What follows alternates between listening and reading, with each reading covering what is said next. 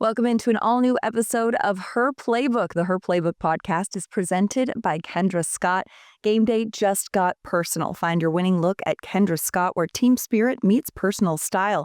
Shop jewelry, accessories, and more at your New York area Kendra Scott store or online at kendrascott.com. My name is Madelyn Burke, and recently I headed out to the Bay Area where, leading into Super Bowl week, I sat down with a panel of women who are changing the future of flag football. Let's take a look at the conversation.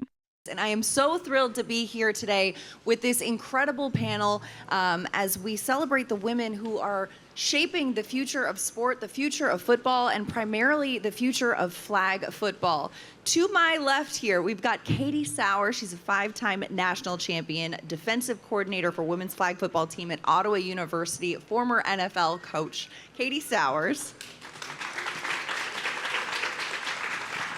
We've got Vanita Crouch, a 4-time International Federation of American Football gold medalist, Team USA quarterback, and colloquially known as the Tom Brady of flag football.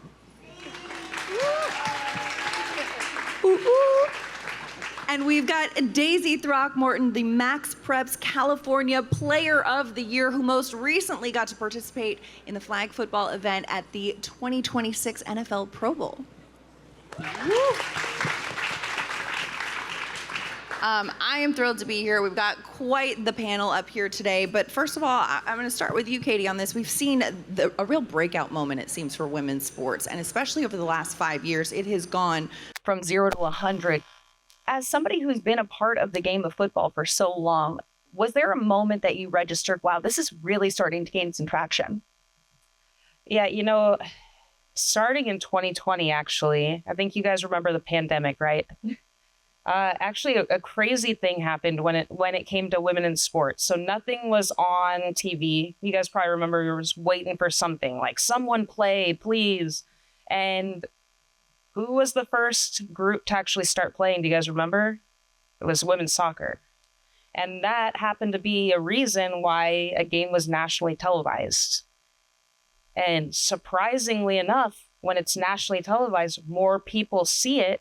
More people are interested. And this idea that women's sports is growing and all of a sudden it's here, it's been here. We just haven't been getting the fans that are out there that are hungry for this game.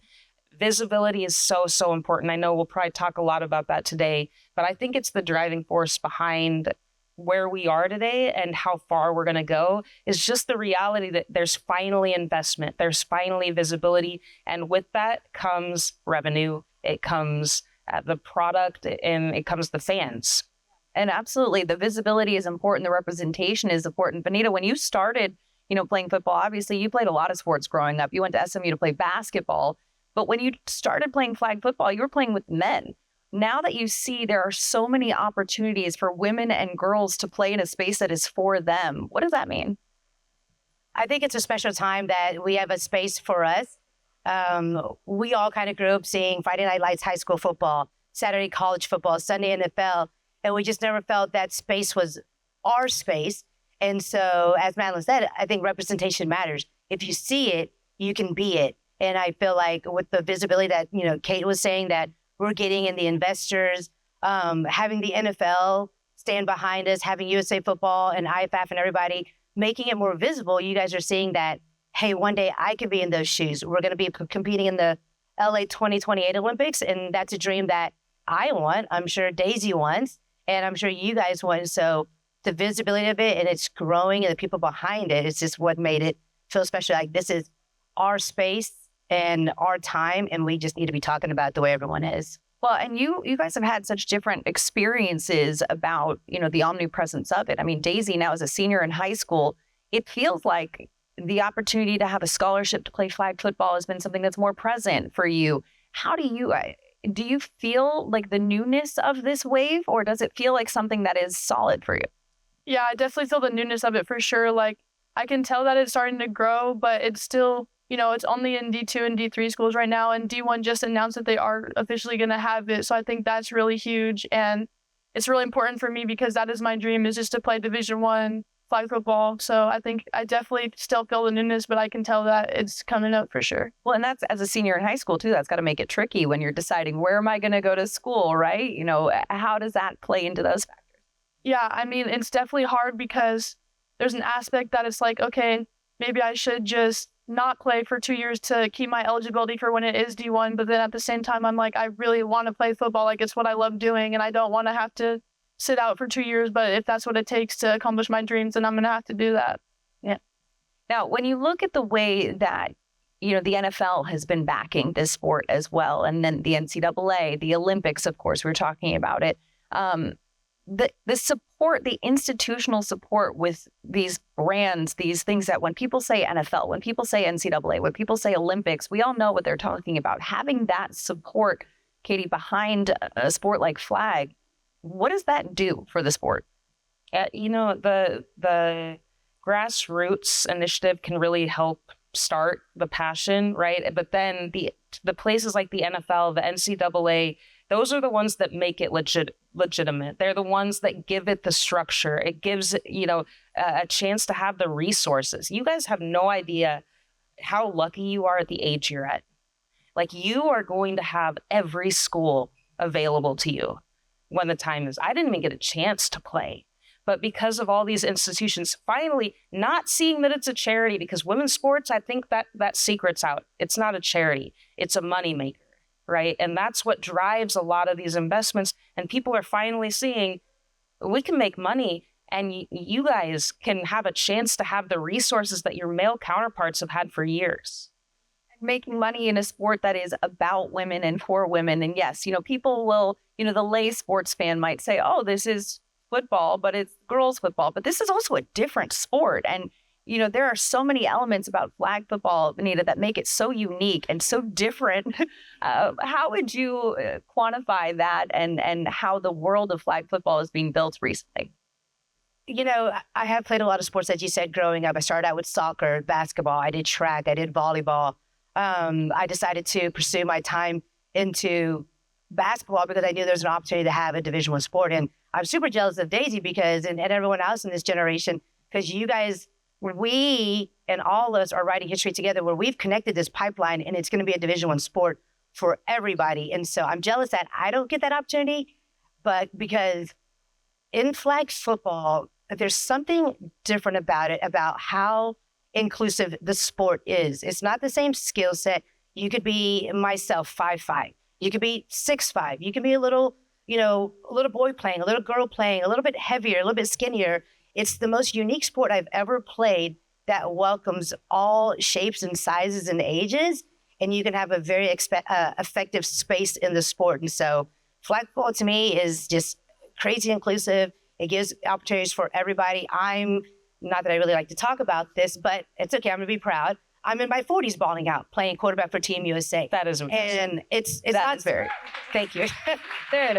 I used to feel very embarrassed about it, but in so many ways, it's something that I should be talking about that's inspiring, that I could be playing this after college in my 20s when I first started. I'm not getting the same opportunities as you guys got, but I'm still playing 20 years later at a top level. So it just goes to show how much this sport and this space, which was dubbed football for boys and men, is actually, it's our space, and we're going to write it our way. Absolutely. And I mean, Daisy, you were the first girl to play quarterback for the men's team at your high school. Doing that, right? That's a big accomplishment right there. She's like, listen, boys, I got you right here. And then now, you know, recently this week, you were playing flag football on the Pro Bowl stage. You're sharing the field with the NFL's best, with Pro Bowlers in a nationally broadcast experience. What does it mean? Not only the fact that, you know, flag is being recognized and they're putting so many resources in broadcasting in that way, but also to be sharing the field with players that I know you grew up watching. Yeah, I mean, just being able to play with the boys at my high school was a whole experience in and of itself. It was really cool, but, you know, being the first to do something, it always comes with backlash. So I kind of know how that is, but it never stopped me from doing it. Like, I enjoyed it. I had a great time. It was an amazing experience. I'm really grateful for it. And just to be able to go and play at the Pro Bowl, like with NFL players that I grew up watching and like admiring my entire life, that was just such an amazing and surreal opportunity. And I hope that a lot of you will take that away from this and just know that there's opportunities for you out there and that you should continue to pursue it because amazing stuff like that could happen to you too. And it's great to be a part of a group of people who are among the firsts, right? The first to do something. And ideally, the goal is, yes, you're the first to do that, but there will be many more to come. Katie, you were the first woman to win a Super Bowl on an NFL Not win. staff. The first to lose. The first one to lose. The first one, yeah, there we go. The first one to be in a Super Bowl, but to lose, to coach in the Super Bowl. And also, too, there's a little bit of a fire there, right? I mean, you took away my joke. I always say that I'm the first woman to lose a Super Bowl. Thank you. And forever in the history books as such, right? But it's also, too, you kind of learn more from the losses than the wins in career as well. But having that moment, it's exactly, and having that moment and having that experience and saying, yes, okay, a lot of people will look at that and say, oh, the NFL, that must be the pinnacle. Well, for some people, yes, but not for everyone. How did you take that experience and shift it towards what you want to do in your football career? Yeah, you know, a lot of people don't know this, but I actually got into coaching in the NFL by default. Coaching men was the default because at that time, I knew I loved football. I knew I wanted to coach football, but I didn't think I could make a living. There was nothing that existed in that world for me to coach women and make a living. And so by default, I coached men.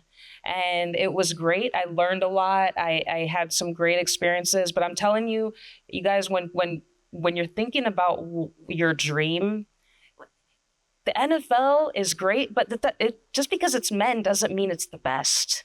And just because, you know, I'm no longer coaching in the NFL, you know, I want people to be excited about my college team that has won more national championships than any other. We've won all 5 that exist in college flag football. I want people to care more about that than my time in the NFL, because I'm telling you, those players are doing something special. And this is truly more than just a movement. We're in a moment where the reality of how great women's sports is, people are finally seeing it. And I can't wait for the day when someone's just as excited about coaching women and hearing someone coach women as they are about the men. And Daisy, as the younger person on this panel, when you look at that and you hear that and you see the shift in the perception around men's and women's sports, how do you perceive that?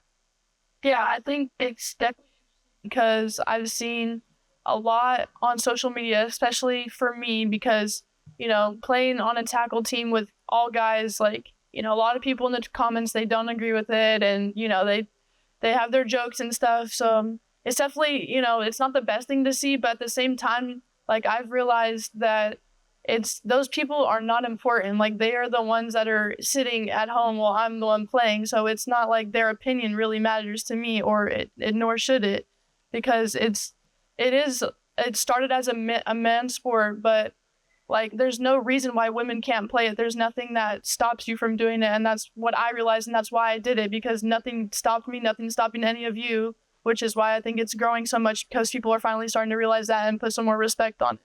Daisy, never read the comments. Yeah, I learned that the hard way. Always mute. The mute button is your friend, right? Representation matters on such a big scale, not just in gender, not just in men and women, but also we see those barriers become fewer and further between, right? I mean, we're seeing so much growth and evolution, but we've all experienced those moments where it's like, wow, I didn't know a woman was able to do that. And this is great to set that example and to have that representation, especially for so many young girls and women that are seeing their futures unfold in a way that maybe as young girls and women that we didn't think was even possible. But when you look at where we are now and envision 5 years from now, what this is going to look like, what would be a sign that things are going the right direction if we look 5 years ahead? I would say we're over the firsts. You know, when the first is not, you know, a woman doing something that's the first, it's not news, it's normal. I think we'll see progress. Is this my mic that's making that noise? Oh. But, you know, and also seeing more women leading teams, because right now especially flag football is very, very far behind. And the message that it sends is, yeah, we will allow women to play, but only when led by men. And I'm not saying that men can't coach women. My dad was a women's basketball coach. And so I know that there are great coaches out there, but there are great coaches that are women. And when women see other women coaching, they want to coach. We've only had 2 groups graduate from Ottawa, and we already have 7 players that are in the coaching world. That's great. What they? I guess I check on it. Like we fast forward 5 years. Oh, 5 years. How does it look? Oh my gosh, 5 years from now, how would it look to me to know that we're on the right path and we're doing it right? 50 states having varsity high school football offered, more women coaching at all D1 levels, NAIA, D2, D3, being led like Kate does. And so success for me would be that. Plus, I mean, there's talk that it's going to be a pro sport. So why not get paid for something we love, right? Everyone else is getting paid, so we can do it too. So to me, success is that it's still going to be visible. It's still going to be in our faces. One of you guys or us will be up here on this little marquee here. I mean, that's what success is going to look like. Not just talked about, but we see it. And as we said earlier, if you see it, you believe it, and you feel you want to be that person too. So let's get Vanita up here somewhere. Yeah. Make it happen. One of these billboards right here. Nike, I know you're listening. Daisy, what about you? What would you say, 5 years from now is a sign that, wow, things are progressing in the right way? Yeah, I'd say a sign for 5 years from now for me is just that I would be still playing. Like, I think that if I have the platform to go and continue to play after my years in college are done, that would mean that it's definitely progressing the right way. And just like being able to continue to play something I love and just to get a college education for it, that is amazing in and of itself. But to go beyond that, that would definitely be progressing the right way for sure. I mean, we get into this conversation because flag football is something that you all have given so much of your life, your time, your energy, your focus towards, but you do so ideally because you love it, right? And it's the joy that it brings and the joy that it sparks. What is it? Is there a moment or a defining time or a favorite thing about, I love when I'm preparing for a game? What is it that you love most about flag football that sparks the most joy that, some of the younger people might be experiencing too? And I know for me, it's probably a daily basis where, for those of you who don't know, I coach right now with my twin sister. Anyone have sisters that you guys would be like, oh, I will never work with her ever? Mm-hmm. Well, my sister calls the offense and I call the defense. And there are times it can get really super annoying, but most of the time I try to at least ground myself and I look around and I say, how dang lucky am I to play to have played this game, maybe not like the women today, but I had a chance to play it and now I have a chance to teach it as a job with my sister. I mean, there's nothing that I would want to do more than what I'm doing right now. And I feel extremely blessed to have this opportunity. And I hope you guys know, I always say this to my team, you are living in a moment that will one day be a memory. So whether you're at practice, whether, whatever it might be, you are right now living in a moment that you're going to look back on. And I promise you're going to miss it. You're going to wish maybe I did something, I tried a little harder, right? Love what you do and work hard at it. And I'm telling you, happiness will come. I love that. You're living in a moment that will one day be a memory. That is an evergreen. Put that on a bumper sticker, plaster it on the wall. I will be living by that too. Vanita, what about you? What is it that you love the most about flag? Or is there a moment that you look back on and you're like, that was one of my favorite experiences in this sport? Okay, I'm gonna answer this in 2 parts. A moment in memory that I love about flag football is I didn't grow up at all playing football. I didn't start until 23 after college, and I played in a men's 4-on-4 league. And for me to throw my first touchdown or catch my first ball and shake that guy with a hip move or a dip and he misses my flag, I'm like, whoa, did he slide back there, right? And it just gave me that sense of empowerment, I'm doing your sport and I did it on you. And so for me, that's kind of a moment that's I drank the Kool-Aid. I became obsessed with it. And I was playing flag football 9 leagues in a week, which makes mathematically 0 sense because there's only 7 days in a week. But I played Monday through Friday, Saturday morning, Saturday night, Sunday morning, Sunday night. So I just fell in love with the empowering feeling that flag football gave me because it wasn't our space and I made it my space. The second part to it, honestly, is as I keep looking at one of my friends right here, Nancy, taking care of me, flag football built a sisterhood for me. Like I thought from third grade after college, all I'd done was books and study in sports and books and studies in sports. So thinking that I'm graduating, going to a 9-to-5 job, that's kind of traumatizing. I'm going to be in an office. What am I going to do with my life? But I found sports, so I got to continue living my, camaraderie moments, building that sisterhood, meeting my best friends for life, and the connections you make and what you go through on and off the field together. You go through breakups, you go through trauma, you go through this, and you're there for each other, and you have this bond with your teammates that takes care of you on the field and off the field. So it's a two-parter for me: the empowerment and the sisterhood. What about that? What do you love about it? I'd say that's hard to say. I've always just loved football. Like, I've just always felt like that feeling when I play. Like I'm really good at basketball too. So I was gonna go to college for basketball, and I didn't even think that flag football was a sport in college, and it wasn't in high school until my junior year. So when I started playing junior year, it was just for fun. I was like, all right, let me just make sure I don't get hurt for basketball. And then I realized that there's college programs that have it. And I was like, wait, like this could be real. And I realized I had way more fun playing flag football than I ever did with basketball. And I was like, all right, well, this is what I want to do, and that's what I want to pursue. And even though there's not as many opportunities as there are for basketball, I love the sport, and that's what's driving me to continue to play it. You all have been, among the first to do certain things and among the best to do certain things, especially in the world of flag football. But when you look around and you see maybe a young girl who loves playing the game, but isn't maybe the star of their team and isn't maybe, the standout player in that group, but has a lot of love for the sport, what advice would you give that girl in looking forward to building a future in flag football? There is space for all types of talent. And I feel like a lot of people might be like, oh, yeah, right. That's just what people say. I'm telling you guys, I've won 5 national championships. There is a place for everyone as long as you have the attitude, because the person that's sitting on the bench is helping to hold the team together more than anyone even realizes. And that goes into the wins. And so I would tell you guys, even if you don't have the talent, if you have the passion and you have the ability to be available when your number is called, availability is the best ability. Maybe some of you have heard that. There's so much, you will see that the rest of your life. Be available, show up, and be curious about what it is that you're learning. Because when you're curious, you want to find out more.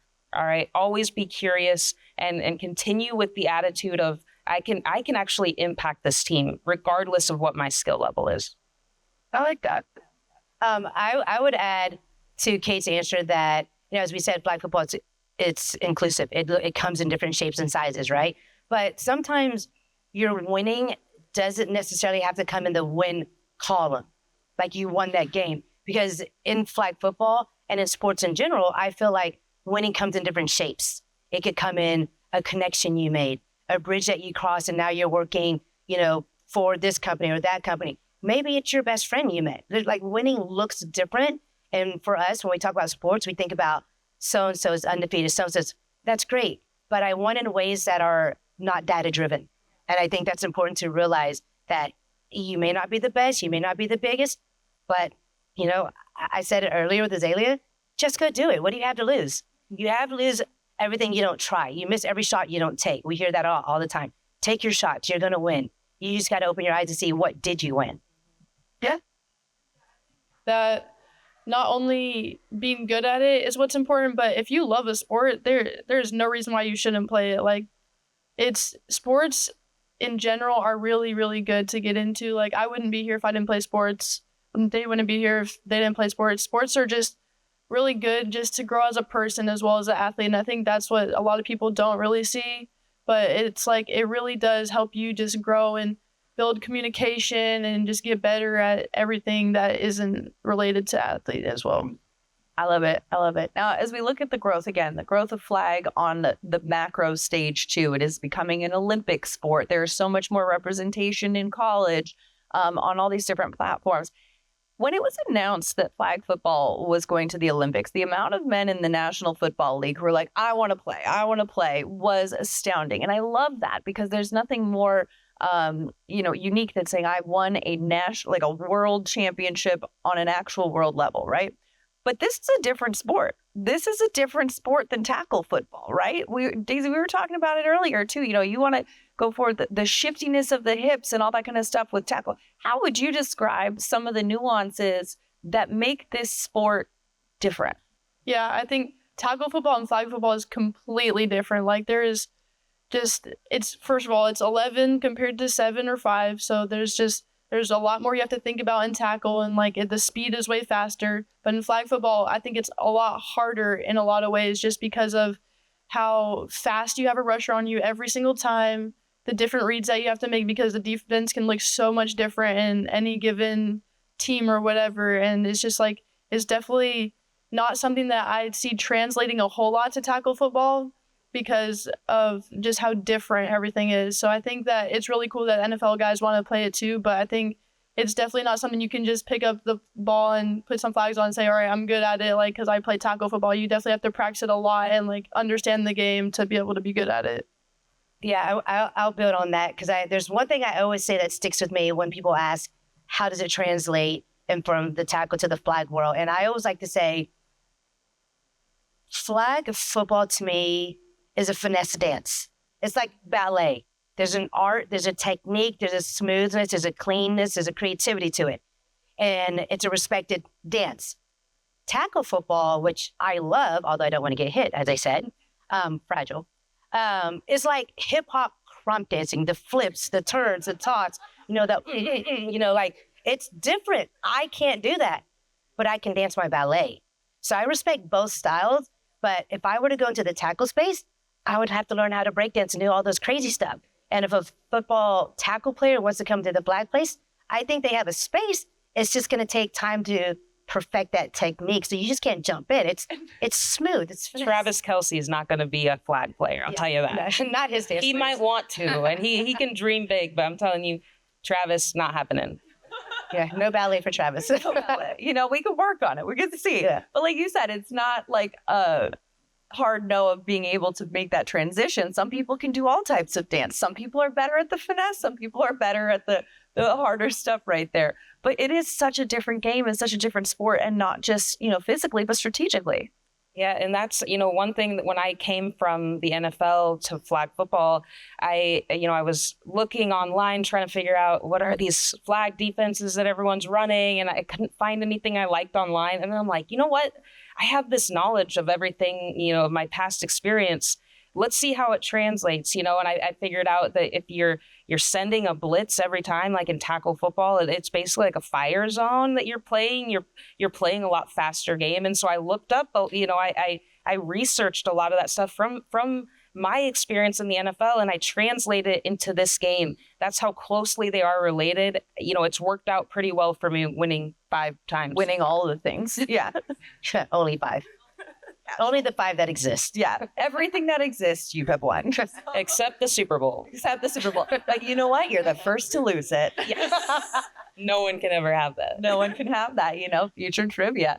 All right, listen, we've had a great conversation up here, but we want to open it up too, because all of you, I'm sure, might have some questions and some curiosity. So if anyone does have something that they want to ask our panel here, please raise your hand. We want to hear from you as well.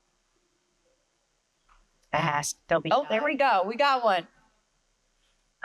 Oh, wait, we're going to bring over a mic for you. Oh, you made it worse. My question is like, what pushed you or like motivates you to play like with boys? Because like I've played flag football with boys growing up, so I understand like the connection there of like being the only girl in an all boys space and like showing them like just because I'm a girl don't mean I can't play. But like, what pushed you and like motivates you to like want to show boys like just because I'm a girl don't mean I can't play? Yeah, that's a really great question. Honestly, I think that, my freshman year, I played tackle football too. And that was just because I love football. And that's what drove me, honestly. My love for football. And there was nowhere for girls to play in high school at the time. So I had to play with the boys. And I mean, it's not always the most fun, but I still love playing football. And that's what motivated me, just being able to play football. And since it's my senior year now, and I knew that I could do it my freshman year, so why not do it again my senior year? Like, it's not an opportunity that you get too many times to play high school football. So that's why I did it this year too. Yeah. That is a great question, too. And it's so translatable, whether it be playing, or coaching, or walking into a space in a boardroom that's, predominantly men and people saying, wow, I didn't realize that. I mean, how do you approach that? Is there a response that you give in those moments of uncomfortable? Yeah, I applaud you guys for playing with the boys, because I think one thing that people don't talk about is how lonely that can feel when you're going into your own locker room by yourself and all the team is doing their own thing and you're missing those moments. And trust me, I get it.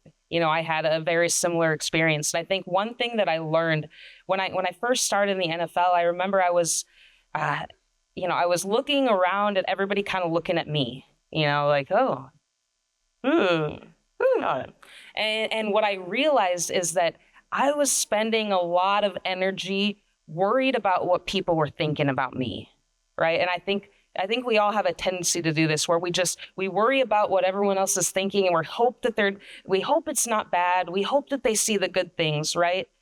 But what I realized is that when I walked into that coach's meeting room, and I was, the only female, but that was just one of my differences. Every single one of those coaches had a different background, had a different coaching style, brought something different to the table. And so, it was maybe a little more obvious that I was different, but we all were. And the more that I could actually accept myself in that space and understand that not everybody knows everything. And if you question what you know, go learn it. Don't hide it. Don't wait and just hope no one sees it. Go learn it. We have the world at our fingertips now. I motivate all of you to, if you have things that you want to be better at, don't hide it. Just go get better at it. And so, again, you guys playing with the boys shows how much you love this game. But I hope there's a day where, even for tackle football down the road, that girls don't have to play with the boys to play tackle football. Yeah. Can I add something to that? No.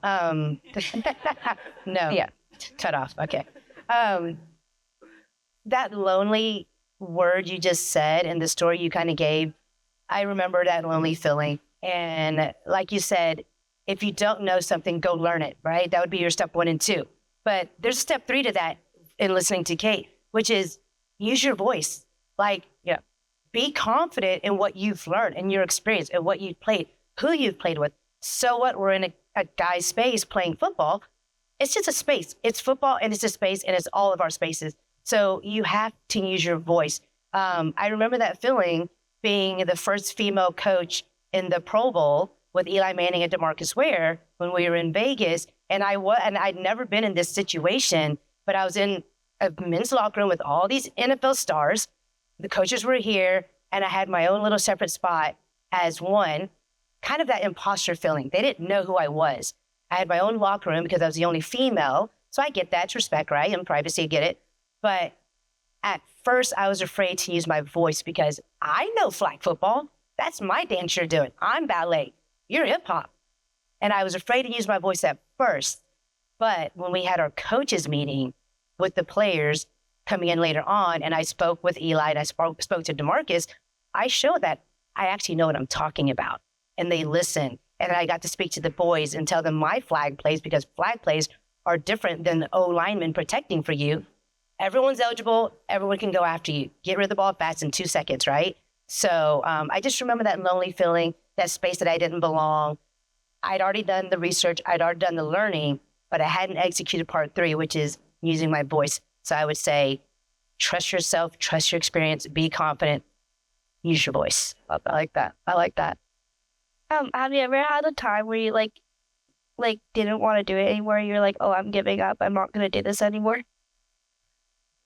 For sure. Deep. I would do a disservice if I lied and said no. But I will tell you, there are times when I would sit on the plane coming back from games when I was in the NFL, and I would put my hood up and I would cry.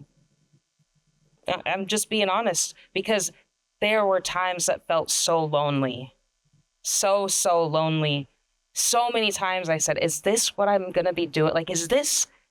I don't feel like I'm making any movement. But you know what? I'm glad that I pushed through it, because it was meant not to win a Super Bowl, not to get a head coaching job in the NFL, but lead me to women's flag football. And so I don't regret any of those tears. any of those times that I journaled, I encourage you guys, if you don't journal, please write down what you do, because there will be a moment in your life when, 15 years down the road where you look back and you want to know what it was like to be you right now.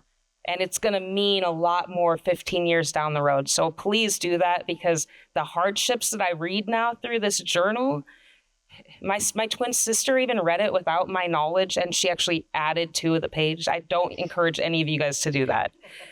But sister behavior right there there. is so much learning about yourself and just about the world around you when you actually just write down how you feel, because every single one of us struggles.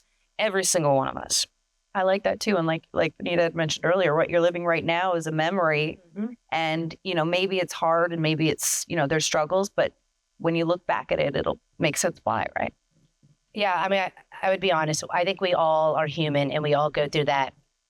I want to quit. I want to stop. Why am I doing this? This is hard on my body. It's hard on my injury. I'm missing time with my friends. I'm getting FOMO of this. Everyone's posting all the fun things we're doing. And we're over here at 6 a.m. running on the track a mile and then going to the weight room. And then I have classes all day. So yeah, I think in a human sense, we all have moments where we want to quit.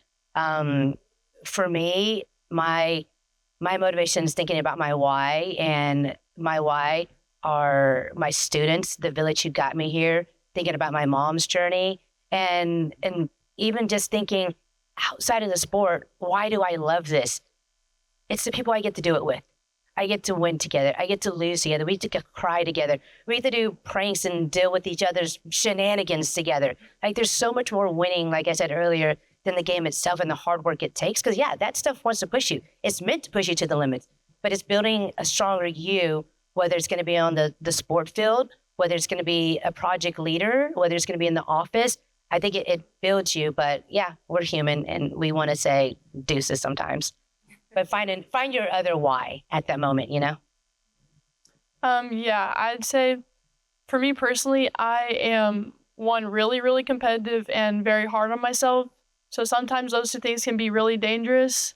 And I've definitely had games where I played really bad. Like, that's just what comes with it. You're going to play really good, you're going to play okay, and then you're going to play really bad sometimes. And that's just part of playing sports. But it's definitely made me think twice about stuff. And I'm like, okay, well, I just threw 3 picks in one game. Like, what am I going to go to college if this is how I'm playing? Just like second guessing your decisions and why you're doing it. And I think that is just, it's a given, but you have to, I think mental toughness is a huge thing for me. And that's what I've been just working on as a player, because that's the most important thing. Like, your mental strength and everything you do on the field, it comes after that. Like, just knowing what you have to do to get where you need to go, that's the most important thing.